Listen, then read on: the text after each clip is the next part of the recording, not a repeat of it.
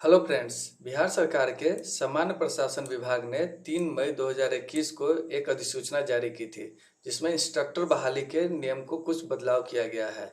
इसे बिहार तकनीकी सेवा आयोग चयन प्रक्रिया नियमावली 2018 में अब संशोधन कर दिया गया है और इसे संशोधन करके इसका नया नाम दिया गया है बिहार तकनीकी सेवा आयोग चयन प्रक्रिया संशोधन नियमावली 2021। इसका विस्तार संपूर्ण बिहार राज्य में होगा और राजपत्र में प्रकाशन के साथ से ही यह लागू भी हो जाएगा। इसमें सिर्फ और सिर्फ अभी देख सकते हैं कि 2018 से क्या आवेदन शुल्क लगता था और 2021 में क्या हो गया है आवेदन शुल्क।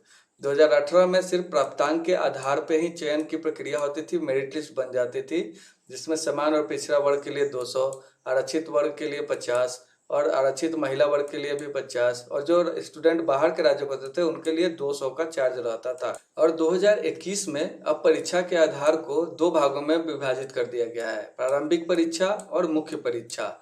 इसका मतलब ये हुआ कि अब बिना एग्जाम रिटर्न लिए हुए अब बहाली नहीं होगा। तो सामान्य वर्ग के लिए ये 600 है प्रारंभिक परीक्षा और 750 है मुख्य परीक्षा। अनुसूचित जाति के लिए 150 और ये 200, महिला वर्ग के लिए 150 और 200 और जो बाहर के राज्यों के हैं उनके लिए 600 और 750 रुपया है। इसमें एक चीज और परिवर्तन किया गया है कि जब आवेदकों की संख्या अधिक रहने पर लिखित परीक्षा एक या अधिक चरणों में आयोजित की जाएगी। जब संशोधित नियमावली 2021 गैजेट बन जाएगा तो वो इस तरह से दिखेगा, जो पहली बार 2013 में प्रकाशित किया गया था। इसमें भी यह श्रम संसाधन विभाग के द्वारा जारी किया गया था। इसमें कुछ नियम थे जो इंस्ट्रक्टर बहाली के लिए आए थे, जैसे बिहार औद्योगिक प्रशिक्षण अनुदेशक संवर्ग नियमावली 2013 के नाम से इसे जाना जाता था।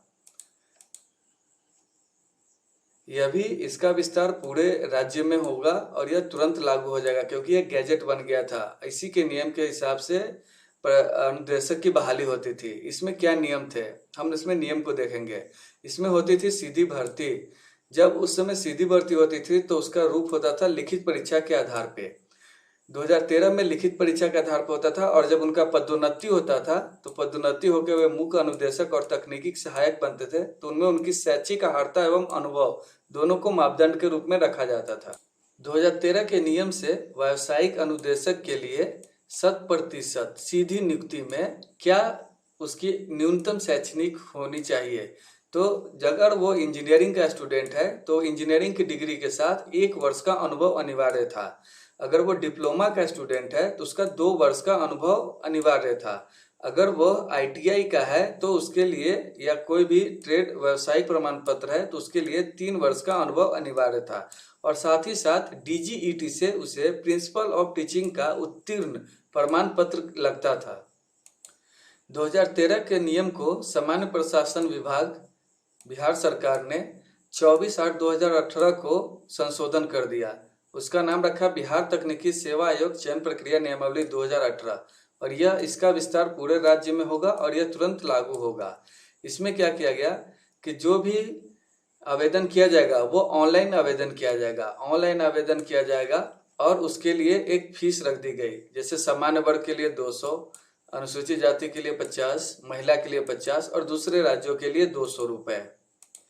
2018 के इंस्ट्रक्टर बहाली के नियमावली में न्यूनतम शैक्षणिक योग्यता का प्रमाण पत्र एवं कार्य अनुभव हेतु निर्धारित अंक की गणना की जाती थी।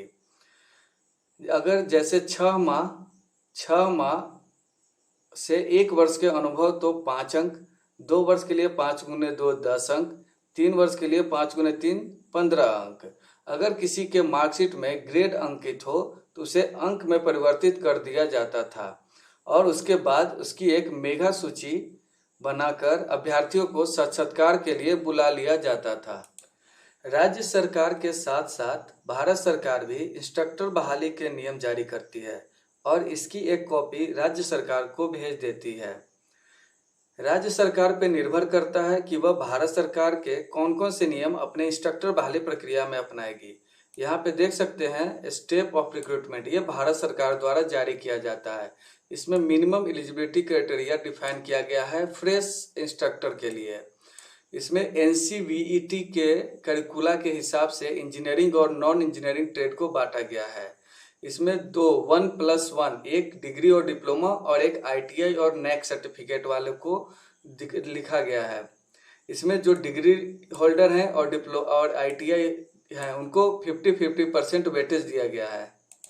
इसमें एकेडमिक में रखा गया है 10th pass with science and mathematics and 10+2 साथ में रिकॉग्नाइज स्कूल और बोर्ड के साथ। जिन्होंने डिग्री किया है, बीटेक किया है, उनके लिए 1 ईयर का एक्सपीरियंस टीचिंग या वर्किंग का हो और साथ में CITS सर्टिफिकेट जो भारत सरकार देती है। जिन्होंने डिप्लोमा किया है उनके लिए 2 ईयर का एक्सपीरियंस और साथ में CITS सर्टिफिकेट। और जो नेशनल ट्रेड सर्टिफिकेट है या नेशनल अप्रेंटिसशिप सर्टिफिकेट है उनके लिए 3 ईयर का एक्सपीरियंस और CIT सर्टिफिकेट की जरूरत पड़ती है। यहाँ CITS ट्रेनिंग के दौरान लगने वाले समय को एक्सपीरियंस में काउंट नहीं किया जाता है और यह नियम जो है 26 जुलाई 2019 से भारत सरकार द्वारा जारी कर दिया गया है DGT की तरफ से। DGT है वो भारत सरकार की ministry of skill development and entrepreneurship के अंतर्गत आती है और यह जो मैनुअल है जनवरी 20 में सेंड किया गया था। समय समय पर सीटों की संख्या को सरकार द्वारा अखबारों में प्रकाशित कराई जाती है। अभी ITI में 2500 पदों पर बहाली होनी है और यहाँ पे 2500 पद खाली पड़े हैं। यहाँ एक और निर्देश प्रकाशित हुआ है। लॉकडाउन खत्म होते ही शुरू हो जाएगी आवेदन की प्रक्रिया। इस साल के अंत तक ITI में 2258 इंस्ट्रक्टर बहाल होंगे। इस प्रकाशन के हिसाब से अनुभव और CTI में उत्तीर्ण को मिलेगा वेटेज। जो भी छात्र CITS, अब CTI जो है CITS हो गया है, इसमें जो CITS करे रहेंगे उनको उत्तीर्ण में वेटेज मिलेगा और उनके अनुभव को भी वेटेज दिया जाएगा। और साथ में ये भी ध्यान रखें, यहाँ पे 2 चरणों में एग्जाम होना है, एक PT और मेंस, और साथ में एकेडमिक के भी मार्क्स का वेटेज मिलेगा। इसका मैं लगभग बहुत सारे चीज़ों को एक कंबाइन रूप से जब पर संपूर्ण नोटिस आ जाएगा उस वक्त मैं इसके बारे में आपको और डिटेल से बताऊंगा।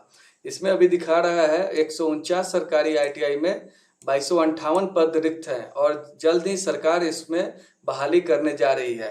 तो आप सभी छात्रों से ऐसा मैं आशा करता हूं कि आप सभी लोग इसके लिए तैयारी करेंगे और इस बार बिहार सरकार में इंस्ट्रक्टर की जॉब लेकर अपने जीवन को सफल बनाएं, ऐसी हमारी कामना है। इसी के साथ धन्यवाद।